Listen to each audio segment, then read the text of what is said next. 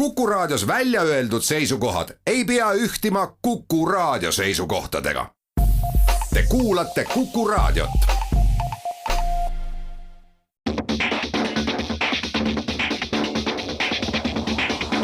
Autotund.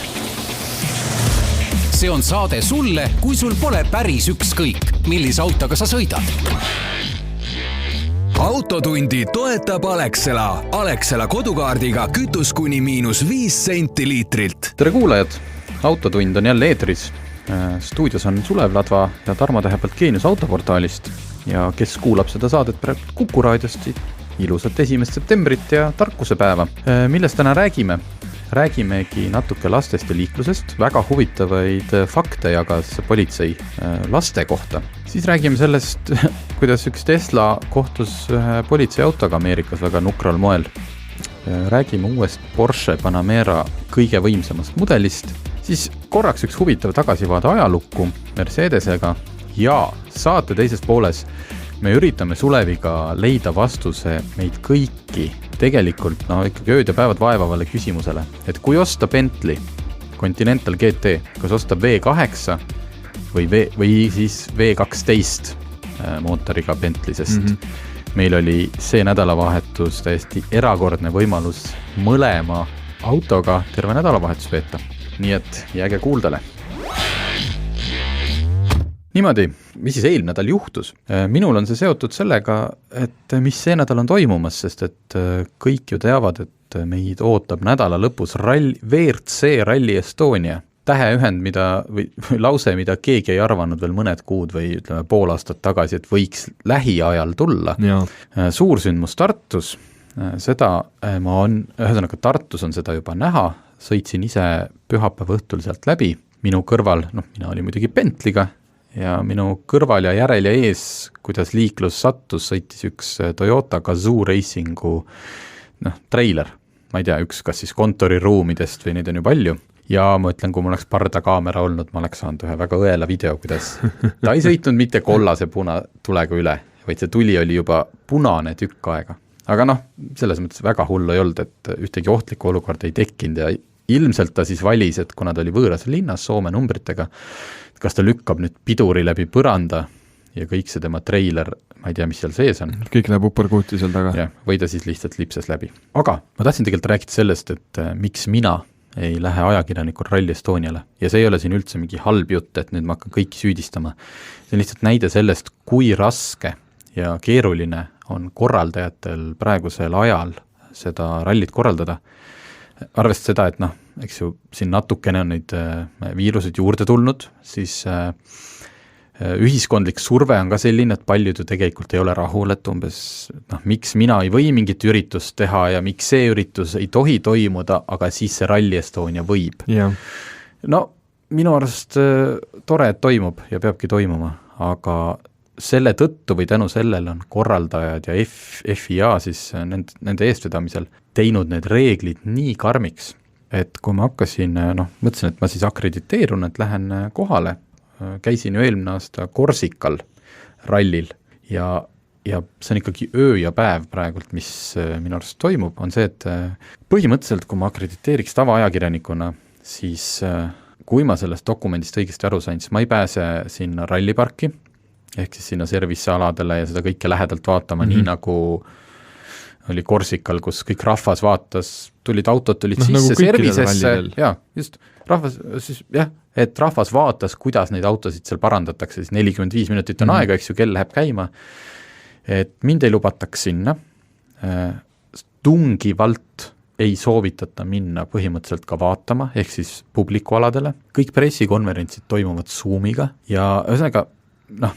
sisuliselt oleks maal õigus olla seal meediakeskuses. Näha seda asja, ütleme, et võib-olla natukene lähemalt.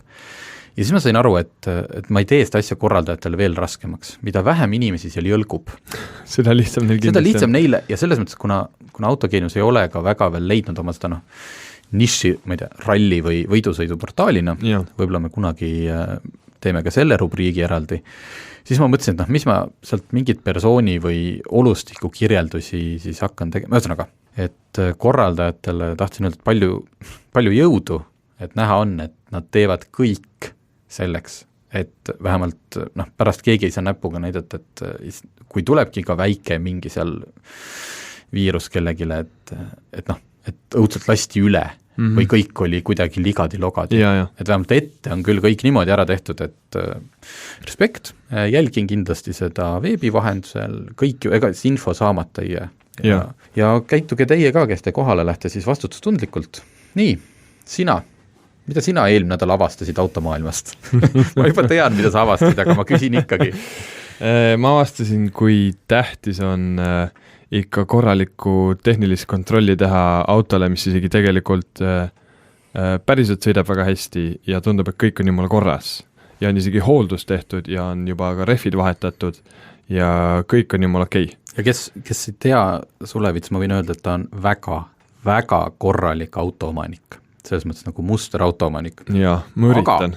Aga kuna oman ka esimest korda autot, millega tasub ringrajale minna, Focus RS-i, siis olen see suvi käinud, nagu ma juba varem vist siin rääkisin, sellel Margus Moraka poolt korraldatud Gran Turismol, kus oli üks rajapäev ja on ise veel korra siis umbes 10-12 ringi veel hiljem sõitnud Audrus ja et ma kokku olen ikka süke 30 või pluss ringi sõitnud Audrus ja muidu üsna entusiastlikult ka avalikel teedel vahepeal sõitnud ja läksin, mul oli tunne, et esipidurid võib-olla natuke hoiavad kinni pärast viimast rajasõitu, et mõtlesin, et lähen vaatan ja esirehvidel muster natuke õhuka ka, et teen selle vana head tagurehvid ette ja esirehvid taha ja lõppes sellega, et taguklotsid on täitsa läbi, esiklotsid on peaaegu et läbi, aga mida Tarmo tegelikult tahtis teada, on see, et vasak esirehv oli siseküljest põhimõtteliselt traatideni läbi kulunud. Jah, ma nägin seda pilti, et see ei olnud selline, et rehvid on ebavõrdselt natuke kulunud, et vahetaks veel ka omavahel ära, et saaks tükk aega sõita, et ei, see oli ikkagi konkreetne häving, millega edasi sõita põhimõtteliselt ei ole väga mõtet. Just, et see oli ikka täiesti traadini väljas. Ja kuidas, kas see oli rajal käimisest? No ma arvan, et see on kõik kokku jah, et eks see sillad ei olnud vast kõige paremini reguleeritud ja siis see rajal käimine, see paneb nii palju stressi kõikidele komponentidele, veermikule ja kõigele, et ma arvan, et see lihtsalt sõi veel rohkem, et parem esirehv oli seespoolt veits rohkem kulunud kui muidu, aga traadini väljas ei olnud, et midagi seal vasaku esirehviga oli kindlasti ikka märksa viltu. Aga saime kiiresti ajutise lahenduse, mul on nüüd ajutine vasak esirehv on olemas ja ootan päris uusi rehve. Vot, et kes te nüüd kuulsite seda, kas siis podcastist või Kuku raadiost, et kui lähte nüüd oma auto juurde, sirutage käsi, kas siis kummardage auto alla või sirutage käsi rattakoopasse ja katsuge. Et tihti seda, et autosild ei ole tasakaalus, võib tunda kuidagi sõidust, et auto kisub ja nii, aga ei tarvitse. Aga jaa, sest ma ei tunnu midagi otseselt ja ma ka mitu korda, eriti pärast viimast rajal külastust, ma mitu korda keerasin ja just ka juhi poolse ratta. Keerad nagu rooliga ratta välja, et siis sa saad ilusti mustrit näha ja vaadata ja ma ei hakanud tõesti katsuma sealt külje pealt äärest seest, aga seda näha ei olnud. Vot, väga oluline. Nii, sellesse saatosse mahub veel üks väike uudis siis Ameerikast, kus järjekordne inimene on usaldanud, ühesõnaga, isegi mitte Tesla juhte, kes ütlevad, ei, see autopiloot ei ole veel, et sa pead olema ise ikkagi valvel ja roolis, et sa võid proovida seda kasutada, meil on selline funktsioon, aga sinu vastutada on see auto. Üks juht arvas, et küllap see auto ikkagi vastutab ise enda eest. Ja loomulikult, mitte loomulikult, aga see auto sõitis otsa tee ääres seisvale teisele autole. Aga et see lugu oleks veel rumalam, siis see teine auto oli politsei auto. Ja et see oleks veel rumalam, mida see juht tegi? Ja, juht sellel ajal tunnistas, õnneks ta tunnistas ausalt üles, et ta vaatas telefonist filmi. Keegi viga ei saanud, seal politseiauto ees seisvad politsei ametnikud 2 tükki. Küll said selle autoga pihta ja kukkusid maha, aga õnneks oli kiirus piisavalt väike, et viga nad ei saanud. Aga jah, et kui rumal see olukord on, et sa sõidad Tesla autopiloodiga politseile otsa, siis püüa seda pärast tagasi ajada. Ja ma kardan, et osa võib olla, kuna selle nimi on autopilot. Inimesed lihtsalt mõtled, aga see on ju autopiloot. Jah, sõidabki ise. Sõidab ise, tehtud. Tegelikult on, ma ei tea, juhi abi. Okei, teeme pausi ja siis oleme tagasi.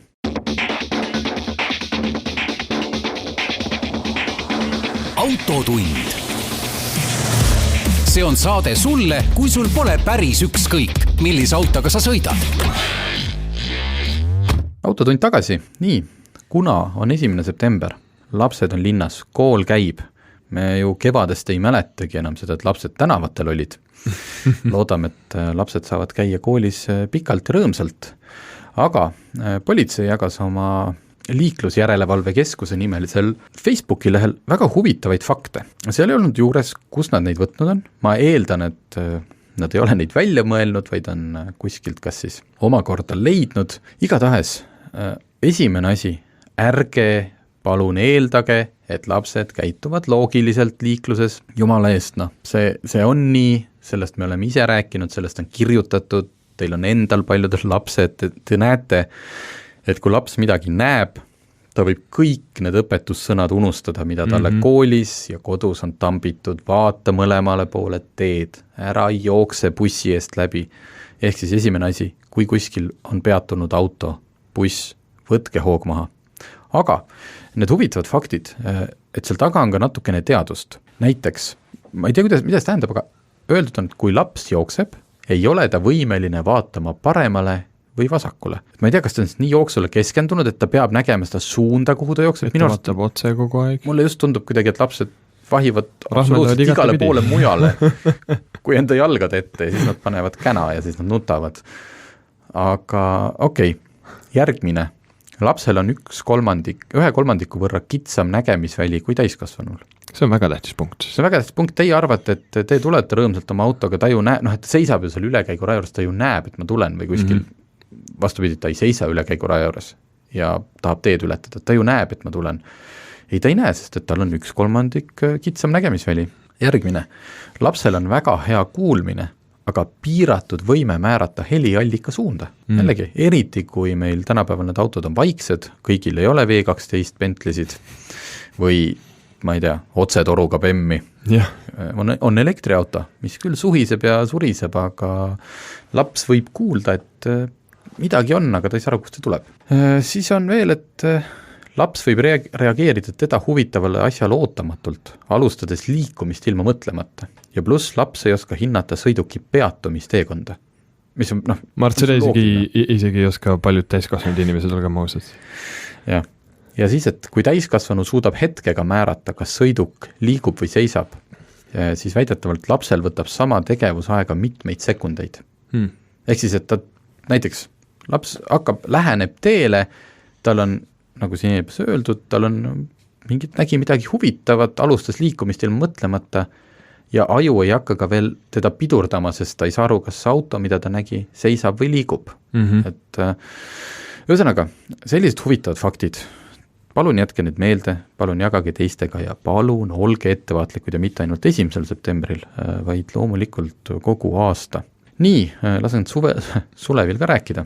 Porsche Panamera, ehk siis Porsche 4-aukseline sedaan, sai uuenduse. Jah, see on luksuslik pereauto, kui et võiks isegi niimoodi öelda. Et see uuendus on nagu ikka selline facelifti moodi, et nüüd on vist 3, kui mitte 4 aastat juba olnud, see teise põlvkonna Panamera ja välimuselt ei saa ma arva, et keegi peale tõeliste Porsche fanatide või siis Porsche tööliste sellest aru, et see on selline päevasõidutuled on veits erinevad ja nüüd on stange valik, mis oli ennem valikuvarustuses, on nüüd standardis, et välimisi muudatusi on tegelikult väga vähe, aga ma ei ütleks, et see midagi halba on, sest uus Panamera näeb igati kena välja. Aga kõige peamine muutus on just sellel kõige võimsamal Turbo S variandil, mis varem oli Turbo S e-hybrid, mis oli siis V8 pluss hübriid elektrajaam, siis nüüd nad viskasid selle elektrajaami kus kurat ja panid lihtsalt 2 turboga V8, tõstsid veits võimsust, auto on kergem, auto on selline kindlasti, ma arvan, et Porsche fännidele selline puhtam kogemus ja nüüd oma klassi kõige kiirem auto 0-100, 3,1 sekundit. 3,1 suur pere sedaan. Just. Kas on nüüd mingi märk, et Porsche loobus selle auto puhul, mitte selles mõttes Panamera valikus see hübriidvariandid jäid alles? Jaa, tuli lihtsalt 4S, mis kordas ära, tuli 4S hübriidi variant. Lihtsalt turbo Turbo S-i puhul võeti see hübriid ära, et kas on nüüd mingi märk, et Porsche proovis ja sai aru, et see lisakaal ja kõik see rohelisus, et see ei, et numbrid lihtsalt ei jookse kokku. Ma arvan küll, kuna see Turbo S on ikka see kõigem variant, et siis sellel see kütusekulud keegi ei vaata, kui sa seda autot ostad niikuinii. Et okei, 4 S-i puhul võib-olla ka väga mitte, aga kui sa selle Turbo S-i, siis on viimane asi. Et sind ei huvitagi väga roheline, sind huvitab see, et ta läheb sirgjoones nii kiiresti kui üldse võimalik. Ja ju siis see lisakaal selle elektriajame puhul ja võib-olla ka kurvidesse sõiduomadused, et nad leidsid, et lihtsalt paneme natukene võimsust juurde V8-le tehtud. Ja võib-olla kuna teine Porsche uudis see nädal oli see, et Taycani selline robustsem ja universaalkerega variant Cross Turismo just lükatakse edasi sellepärast, et vähemalt see on Porsche väitel, eks ju, et Taycan tavaline müüb nii hästi, et nad keskenduvad pärast sellele, et kõik Taycani tellinud inimesed saaksid oma auto võimalikult ruttu kätte, et nad ei hakka neid tootma sinna kõrvale hetkel teist autot. Aga see, et Taycani edu on päriselt nii suurna, sest ta tuli välja ja avastati, et ongi hea auto. Ja. Et äkki seda, et nad on kuidagi oma selle tehase keskmise CO2, mis iganes Exceli tabeleid seal kasutatakse, saanud piisavalt heaks, et turbo puhul oli mõttekas sellest hübriidist loobuda. See küll, sest elektriauto ju, kui neil varem pole elektriauto olnud, see tõmbab kohe ühe täiesti 0 CO2 auto majab juurde, ehk see keskmist tõmbab korralik maa, eriti kui see Taycan veel müüb nii palju. Just. Aga selle saate osa lõppu jällegi aeg-ajalt satub ette mingid selliseid välismeediast nupukesi uudiseid, sest et auto ajaloost, millega ma ei ole väga hästi kursis või ma ei ole kuulnud, võib-olla teie teate, et ühesõnaga, kas sina teadsid, et BMW katsetas 90-ndatel, 90-ndate alguses või 80-ndate lõpus 7. seeria BMW-sse-ga 16-silindrilist mootorit, V16. See on mul kuskilt isegi kõrval, et mul mingi üks tuttav on käinud BMW muuseumis ja see on vist kuskil seal olnud väljas või siis vähemalt jutt oli sellest. Ja, et sellest on jõuti valmis täiesti prototüüp, nii et siis praegult on ainukene V16 või siis 2 V16 auto on Bugatti Chiron. Just. Aga et oleks olnud konkurent ka Mercedes või tähendab see BMW. Nad ei läinud muidugi tootmisest sellega, sest ilmselgelt avastati, et see oleks liiga kallis, suur, raske, mõttetu, mis iganes. Aga mina nägin nüüd sellist lugu, et Mercedes 90-ndatel katsetas, õigemini tähendab ei katsetanud, nad ei jõudnud katsetusteni, vaid on olemas joonised 18-silindrilisest mootorist, mida oleks siis pandud S-klassi sisse. Ja see 18-silindriline, miks ma ei öelnud V18, sest ta ei oleks olnud V-mootor, vaid 3 R6 nagu mootorist kokku pandud selline, kujuta ette nagu 3-nurk, kus on 3 R6 mootorit omavahel ühendatud 75,5 kraadise nurga all. Selle eelis oleks olnud muidu see, et see ei oleks olnud mootor pikkuselt, ei oleks olnud pikem kui tavaline rida 6. Ja hästi palju detaile oleks saanud taaskasutada või nagu... Aga kui suur see nagu üldiselt see mootor oleks pidanud olema? Kui sügaval ta siis oleks pidanud istuma või kui kas kapoti alla oleks ära mahtunud. Võimsust plaaniti 2 versioonis.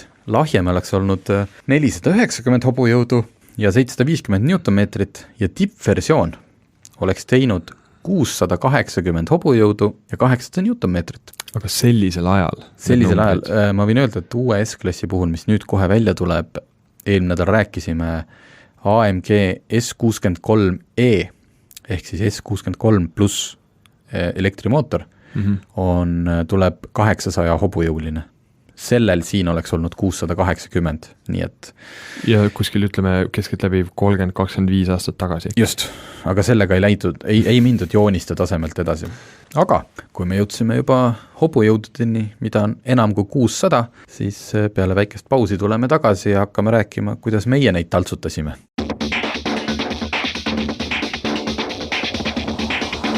Autotund. See on saade sulle, kui sul pole päris ükskõik, millise autoga sa sõidad. Autotund tagasi.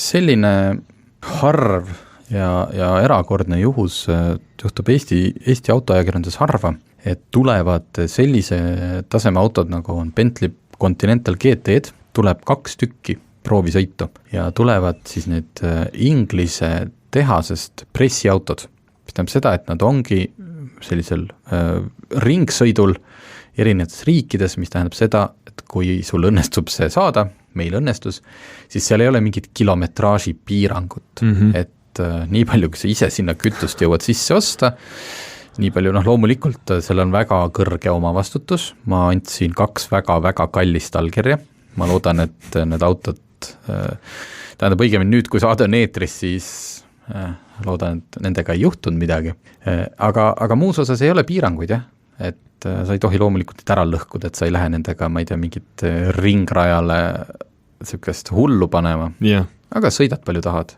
ja me siis sõitsime. Mina sõitsin põhiliselt V12, ütleme mugavus huvides, tegelikult see ametlikult on ta nagu 2 V12, lihtsalt see mootori ehitus on natukene teistsugune kui tavalisel V12 just mootoril. Nagu 2 V6 umbes. Just, aga räägime V12, siis on lihtsam. Sellega, mis oli kabriolett, õnneks oli ka natukene kabrioleti ilma ja Sulev tegi enam-vähem võrdse ringi vist mõlemaga. Jah, ma küll selle teisega, mis oli Coupé ja V8, sellega sain küll pisut rohkem ja pikemalt, aga üldiselt jah, et mekkidasin mõlemat. Nii, kõigepealt peaks äkki räägime nendest autodest lähemalt siis, ühesõnaga numbrid. V8, kui palju on V8-l hobujõude? V8 hobujõude on 550. 550, täiesti mõistlik, 4-liitrine, 2 turboga 404 kilovatti ja pöördemoment, väändemoment 770 newtonmeetrit.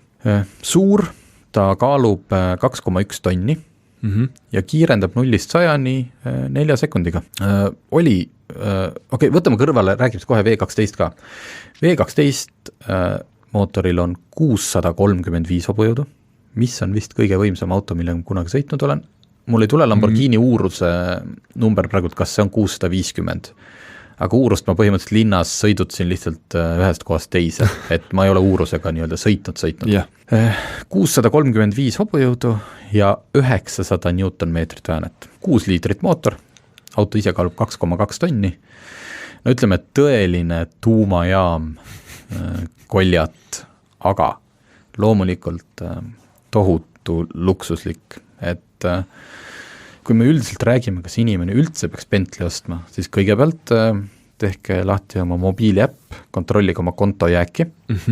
Selleks, et osta kabriolett V12, peab sul arvel olema vähemalt 235 000 eurot. Ja see on täiesti baashind veel. See on baashind, sinna, uskuge mind, sinna annab juurde panna nii palju, et see auto hind tõenäoliselt, ma arvan, et see minu proovisõidu auto oli umbes 300 000 eurot, võib-olla natuke vähem. Jah, aga umbes niimoodi võib see olla. Aga kui sul ei ole 235 000 eurot, kui palju see V8 baashind oli? V8 baashind... See oli tavaline Coupé, see ei olnud kabriolett. Just, Coupél V8 baashind ehk et kõige odavam Continental GT, mis sa saad osta, on ilusti 197 160 eurot. Vähem kui 200 000. Just. Ühesõnaga, selliste kõigest 3000 eurot vähem, aga siiski vähem. Selliste numbritega peate arvestama. Kas see on nüüd seda väärt? Ohohoo, ma leidsin ennast see nädalavahetusi. Ühesõnaga, need on lihtsalt sellised autod, et loomulikult ma näitasin seda väga paljudele inimestele, sellepärast, et minus ikkagi põleb selline autovaimustus ja ma ju tahan seda jagada. Ja. Et ma ei saa sellise auto puhul suhtuda ükskõikselt, et ma teen tuimalt oma 300 kilomeetrit ära, et siis viin esindus tagasi tehtud, ma sain teada, kuidas sõidab kõik. Ei, see on emotsiooniga auto ja see on täiesti müstiline. 2-3 inimest, kes tihti näevad mind minu proovisõidu autodega ja üks on mul näiteks naaber ja tal on, jah, ta saab aru, milline on hea auto ja ta ise sõidab ka nagu hea autoga, aga nii-öelda huvi autode vastu on 0. Et ta ei oskaks ühtegi autot nimetada, mis mul seal hoovis on seisnud nende mingi 3 aasta jooksul. Aga see Continental GT V12, see oli, ta lihtsalt viisin ta sõitma ja nagu seda ohkimist ja kõik inimesed leidsid, et okei, ma ei tea, kas asi on selles, et ta näeb nii kallis välja, et see kõik on nii võimas. ja mina leidsin ennast ikka korduvaltselt mõttelt, et kui toimub minu vältimatu rikastumine, mis iganes moel, teen mingi äpi, mis näiteks ütleb, et kus kõige paremad õunad poes on ja pärast teen exiti ja müün selle mõne miljoniga maha, mis ma siis ostaks? Räägime uutest autodest. Noh, mis meil menüüs on, eks ju? Kohe kust läheb Lamborghini, Ferrari, McLaren, eks ju? Ja ma leidsin ennast mõttelt, et ma vist läheks ostaks Bentley omale selliseks pere ja ilu ja kõigeks, sest et see auto teeb kõik, noh, selles mõttes, mida teeb ka Ferrari ja Lamborghini, ma arvan, et vahe tuleb ilmselt sisse kuskil ringrajal, siis ta enam ei tee seda kõike. Arvestades tema kaalu, tema noh, kõike. Ja, noh, füüsikaseadustele ta vastu ei saa. Just, aga kui me räägime sellest, et sa tahad saada seda sõidurõõmu, mida pakub näiteks, noh, 600 hobujõuline mootor, siis ta hüppab niimoodi edasi, 12-silindriline Bentley hüppab edasi 3,7 sekundit on 0-100. Sul ei ole rohkem vaja. Need helid, see kõik on seal olemas, sul on sportrežiim, sul on komfortrežiim, aga millises luksuses ja vaikuses ja noh, superhelisüsteemid ja see puit ja see nahk, et nagu, et ma olen vist ikkagi sellise Grand Toureri tüüp inimene. Jaa, et selle autos oli just see siseviimistus ja kuidas see, mis meeleolus ka sinu juhis endas minu meelest loos, oli, ta kohe tõmbas sind hästi rahulikuks, sul ei ole mitte kuhugi kiiret, sest olge maasud, kui sa päriselt omad Bentley'd, kui sa ka jääd kuhugi hiljaks, sest sa ei kiirusta, siis inimesed ootavad sinu järgi. Ja ma olen muidu, ma ei ole mingi väga äkiline liikleja, aga ma olen pigem selline pisut keskmisest äkilisem liikleja. Kuidas Focus RS-iga on suhteliselt keeruline mitte äkiliselt liigelda? Mingil määral küll. Aga Bentley'ga mul täiesti nagu, ma ei tahtnud mitte kuidagi hakata kuskil sõeluma. Et teised... Sest on nii suur ka, Anna. No, ja ma teadsin, mis summa, mis väärtusega allkirju Tarmo andis, et ma ei tahtnud ka seda stressi talle luua. Aga sa lihtsalt kulged, sa lihtsalt paned, ma isegi tihtipeale, ma ei pannud isegi mingit muusikat, sest ma nautisin seda vaikust, mis selles autos on, sest seda linnamüra, sinu enda autosõidumüra mitte midagi ei kostu sulle sinna sisse ja sa tahad vaiksel häälel rahulikult oma kaassõitjaga vestelda. Just see tunne sellega sõites, ilmselt on see petlik, ma kuidagi vabandan ennast välja ja tunnen ennast ägedama, nagu ma olen, aga ma ei tunneks ennast nagu sellise douchebagina või nagu, tead see õudne tõusik, et nüüd sai kuskilt natuke raha ja nüüd on ta kõige kirkam ja kõige häälekam mingi sportauto. Ei, mulle tunne, et ma olen jõudnud oma elus või nagu teatud ikka, kus ma kannaks Bentley välja küll. Kuigi ma tundsin, kui ma võtsin kabraletti ja siis ma sõitsin Põhja-Tallinnast Trummi tänavale ja ausõna ma pole kunagi nii palju pilke saanud. On, see on täiesti. Ja mul oli natukene selline, et nagu nad kõik teavad, et see tegelikult pole mina vaata. Jah, seda küll. Et mingi 33-aastane siuke pikka kasvu nolki on sees, neil kõik teavad. Vastupidi, mingid startupi miljonär. Jah, aga selles, ma pole kunagi nii palju nagu tähelepanu saanud, aga samas see ei olnud selline tähelepanu, kõik vaatavad mingi, mida sina siia tulid. Kõik on siis nagu see on päris äge auto. Et kui te saa praegu nagu täpselt, et mis seal siis nii erilist on, lihtsalt pange Google'isse Bentley Continental GT 2020, et siis te saate nagu kõige uuema mudeli. Tema välimus on silmapaistev ja sellest ei vaata mööda ka nagu kõige auto, ütleme, võõram inimene. Rääkides mõõtudest, ma siin võtsin lahti, et see auto on 2,2 meetrit lai põhimõtteliselt koos peeglitega. Ja seda oli tunda. Seda oli tunda. Pikkus peaaegu 5 meetrit. Nii, ühesõnaga, me oleme siin Suleviga nüüd seda emotsiooni, mis sind valdab, see autos istumine ja selle autoga sõitmine, et ma tõesti sõitsin see nädalavahetus väga palju. Ma sõitsin ka lihtsalt mingi hetk, käisin Setumaal selle autoga, mingi hetk ma panin siis pere ka niimoodi auto pealt ära ja sõitsin veel üksi lihtsalt niimoodi Lõuna-Eesti teid õhtul. Vapustav. Kui nüüd korraks mainida, et kas selle autol midagi viga ka oli, et ei oleks ainult üks kiidulaul, siis me siin Suleviga arutasime, et üks asi oli küll ühes kohas sellise hõbedase iluliistu servad kuidagi umbes 0,25 millimeetrit ei olnud päris paigas. Et see veidike häiris ja minul kohati hästi palju sõitsin maanteid ja kui hakkasid mööda sõit tegema, siis see käigukast kohe ei suutnud nagu aru saada, et kas ma tahan teha nüüd hästi äkilist möödasõitu või tahan pigem rahulikult ja siis ta mõnikord vahetas, ma ei tea, isegi mitu käiku alla niimoodi, et see hüppas minu jaoks natuke liiga ootamatult või pöörded läksid kõrgeks. Aga see võib-olla oli, ma ei saanud ise gaasi doseerida. Et selles mõttes need autod ei ole päris puudusteta, aga ma suudan nende puudustega elada. Ja järgmises saatetunnis püüame me siis leida vastuse küsimusele, mitte saatetunnis, saate osas. Me võiks ka tund aega sellest rääkida. Et kui te nüüd ikkagi olete omal selle raha leidnud, kas siis võtta V8 või V12?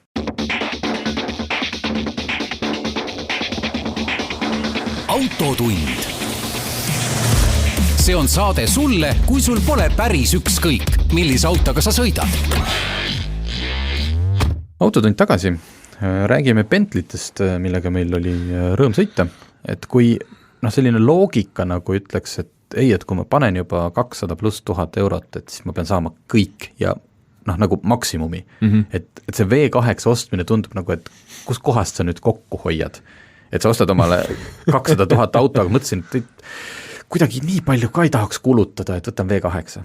Aga proovime seda asja võtta siis nii-öelda selle sõidurõõmu või sõiduomaduste osas ja sellepärast ma lasingi sinul sõita nende mõlemaga, et just sina oskad äkki paremini sõnastada seda, et mis vahe neil on sõitmises, sõiduomadustes? Jaa, ma arvan, et nüüd kui me vaatasime, et see kaaluvahe autodel tegelikult ei olnud väga suur. Ja mingi 75 kilo. Jah, 75 kilo, et mul kuidagi kuklas oli kogu aeg, sest kui ma olen lugenud neid arvustusi muidugi ka varem, nii kui need Bentley'd välja tulid, et ja igal pool on kirjutatud, et see V8 on pisut kergem ja siis sellepärast võib-olla ka sõiduomadused on paremad, et võib-olla mul kuklas lihtsalt oli see mõte, et äkki V8 on pisut parem ja kui ta oli kupee, et siis ta võib-olla oli ka pisut jäigem, aga mingit erilist vahet sellel minekul tegelikult väga-väga ikkagi tunne, sest et see on raske auto, aga kas on 550 või 635, mul on tunne, et need numbrid on mõlemad nii suured, et sa pead nagu need täiesti kõrvuti joonele panema ja siis sa näed, mis see vahe on, aga kui sa sõidad ja sa äkki sa paned lihtsalt gaasi põhja, need mõlemad lendavad 1004 lihtsalt täpselt sinna, kuhu sa need suunad. Aga ma pean ütlema, et ütleme siis nii, et nagu minekul väga suurt vahet ei olnud. Mis minu jaoks oli üllatav, et see V12, et see oli see siis V12, mis oli turbadega, selle mootori pöörded ei läinud üldse nagu väga kõrgele. Kui inimesed mõtlevad V12, mõtlevad Ferrari hulgad V12, mis 8000, 9000. Ja nüüd see ju Gordon Murray T50 V12 läheb 12100 peale. Et sa ei saa sellist elamust, sest kuna see on Bentley's, ta peab olema rahulikum, vaavsõitum, et see piire oli alla 7000 minu mõelest, et ta vahetab päris kiiresti, et sa ei saa sellist, kui sa mõtled V2, sa ei saa seda elamust ja sellepärast mulle tundus, et see V8 selline veits laisk lõrin, mis sealt summutist tuli, kui sa vaat sportrežiimi peale, mulle tundus vähemalt minu maitsele, see sobis selle Bentley olemusega veits rohkem. Sest Bentley on ka ikkagi võidusõidu ajalugu ja just, ja selline tugev, et kuigi tema esmane eesmärk siiski, ma ütleks, või ütleme see iseloomustab omadus on luksus, et siis see, et Bentleyga natuke läriseb, et see ei ole päris kohatu. See oleks kohatu Flying Spurri puhul, mis on nende see suur sedaan. Aga Continental GT puhul täiesti aktsepteeritav omadus. Ja ma mõlemaga autoga käisin ka rohkem sellise käänulistema teedle sõitmas, V8-ga kohe eriti käänuliste teedle, mis on seal Põhjarannikuga, endis Loksa juures ja sa saad aru, et see on see Grand Tourer auto ja sa saad aru, et see kaalub üle 2 tonni, et kui läheb ikka väga kruttivaks see tee, siis ta on veits oma elemendist väljas ikkagi. Et nii kui on sirge, sa vahetad gaasi, see kurv on sul kohe jälle olemas ja sa pead järsult kohe jälle pidurdama, aga just need sisse keeramis, et need kurvid on, ta saab hakkama, tal on pidamist. Aga ikkagi kui auto sõidab otse, 2 tonni sõidab otse ja äkki sa tahad seda 2 tonni paremale keerata, siis seda sa ikkagi tunnetad seda raskust, et jah, sõiduomaduste poolest Kas sa seda vahet tundsid, võib-olla siis selles hinnaklassis see nii suur ei ole, sest et tehnoloogia, aga et kabriolett väidetavalt või loogikat appi võttes ongi kuidagi, ei ole nii jäik, sellepärast et tal puudub ju katus, mis kere erinevaid osasid kokku seoks. See oli tunda, ma ei tea, kui sa talle natuke rohkem kas võtta piitsa annad, et mina väga palju ei saanud aru, sest et jällegi, see auto hind on sul kogu aeg kuskil kukla taga ja Tarmo vaatab sind tagaistmel, kujutad Tarmo, et iga kord, kui ma vaatasin taha peeglisse, oli Tarmo siin teravvilkad Sulev, mõtle enne, kui sa sinna mõtle mu pere peale et tegelikult mul on tunne, et liialt nagu jah, piitsutada neid autosid mina isegi ei tihanud, sest et sul on see mass ja sa saad aru, et tegelikult see auto väga ei taha sellist ilget rapsimit kurvides. Ehk et sellised lauged ilusad kurvilised teed on täpselt see, kus auto särab, kui sa tahad nagu sõita. Ja noh, siis mina ei tundnud mingit erilist vahet, kui päris aus olla. Et need on mõlemad suured rasked, mõlemad püsivad väga kindlalt teel selle massi tõttu ka ja see kerekontroll on mõlemal väga-väga hea. Et jah, ma ei saaks öelda, et seda ma ütlen küll, et see lahtine, kui sa juba võtad selle Bentley, siis see lahtine tundub tegelikult väga, väga hea idee. Ja sellega ma olen nõus, et oleme nende autode kohta lugenud ja kuskilt on jäänud nagu sellist, mida me siis üritasimegi ise ka tõestada või ümber lükata, ega see vaevalt sellise ühe sõiduga õnnestub, peaks ju minema ringrajale, et see V8 on sportlik, ühesõnaga, et ei ole üldse vale valida ka V8, et sa ei kindlasti kaota mitte midagi.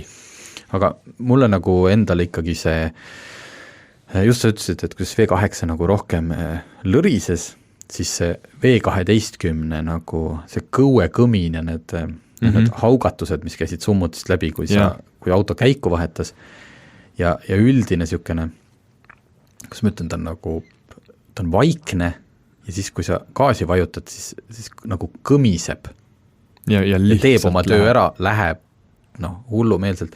Mulle lihtsalt tundub, et kui ma lähen 200 000 maksma, siis ma tahaks nagu all in, sest lihtsalt see lause, mis mootor tal on, tal on V12. Ma olen nõus sellest maksma 30 000 rohkem.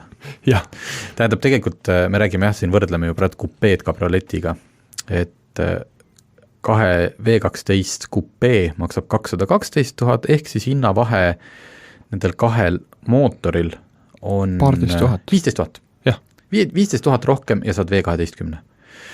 Meil hakkab saataeg varsti räpi saama, aga kui me räägime veel hindadest, kuna me tulime mõlemad värskelt sellelt sõidult, on saadet lindistades on hetkel pühapäeva õhtu ja Bentley kodulehelt me ei leidnud Continentali lisavarustuse nimekirja. Aga võtsime lahti siis Bentayga ja Flying Spurri oma, et tuua lihtsalt näide, et kui üks hakkab 200 000, teine 234, et mis sa sinna juurde siis saad. Ja ma ei teagi, mis näiteks helisüsteemi puhul, mis on see baasmudelil, aga et Bentley'le saab, Bentaygasse saad osta lisavarustus vähemalt 2 helisüsteemi, millest näiteks Naimi firma toodetud helisüsteem, mis oli selles kabrioletis, maksab 8000 eurot. Seal oli, kui ma nüüd õigest mälet, 22 kõlarit ja veel eraldi kõlarid istme sees, mis kui kuulad väga bassikat muusikat, siis nagu massaažistmed muidugi ja selle sees siis veel omakorda see bass masseerib sind. Ja mida huvitavad siit veel hinnakirjast? Kui oli üks tähepunkt selle intervjuu oli see pöörlev ekraan, mis oli sellel Bentley Continentalil. Et seda on raske seetada, aga kindlasti pange YouTube'i Bentley Continental Rotating Display, midagi taolist, et sul on ekraan, aga kuna see on Bentley ja sa ei taha mingit näpujälgedega ekraani, siis sa saad vajutad nuppu ja siis ta roteerub, sul on 3 tahku, ekraan on 1 taht, teine tahk on selline, kus on ilus puitvineer, mis ilusti on nagu sinu interiööris ja siis seal on 3 seirit, mis oli äkki stopper, kell ja siis kompass. Just. Ja siis 3. tahk on lihtsalt paljas puitvineer. Sa ei taha, et see ekraan sulle kohe näppu absoluutselt. Ja minu arust on, tähendab, kes ostab Bentley, ma isegi ei tea, et kui seda rotating display'd ei ole, et kas siis on sul ainult see ekraan? Siis on lihtsalt ekraan. Palju see maksab? 5730 eurot. Aga ma ütlen teile, see on kohustuslik asi sellepärast, et see on nagu, see on see publiku magnet, et kui inimene on saanud üle sellest, Bentley, kui äge ja V12 istub sinna sisse, siis sa vajutad screen nuppu ja see ekraan pöörleb. Ja läheb minema. ja sinna ette tulevad need läikivate servad, imelised kellad, no. Ja mina isegi lõpuks enamus aega ma sõitsin niimoodi, et on lihtsalt need seierid, sest et kui see on ekraan, siis see on nagu tavaline auto, millel on suur ekraan lihtsalt, et see teeb selle asja eriliseks. Just, isikupärane valik, satiinvärv, 31 000 eurot. Tohutult erinevad valuvelgisid saad valida siin, erinevad paketid, Black, seal 26 000 eurot ja nii ta läheb, et selles mõttes ei ole üldse keeruline see 200 000 Bentley 300-ks teha. Et me toome näiteks, et see kõige soodsam Bentley, mis oli Continental GTV 8-ga kupee lisavarustust oli 46 000 euro väärtuses, natukene peale isegi. Millest me räägime 3. seeria BMW jagu lisavarustust. Just. Vot, et nagu te aru saate, oli meie nädalavahetus väga tore. Oodame, et te nautisite meie rõõm, meie head tuju ja siis jätkuvalt ilusat kooliaasta algust ja kohtume juba järgmine nädal. Nägemist! Autotundi toetab Alexela. Alexela kodukaardiga kütus kuni -5 senti liitrilt.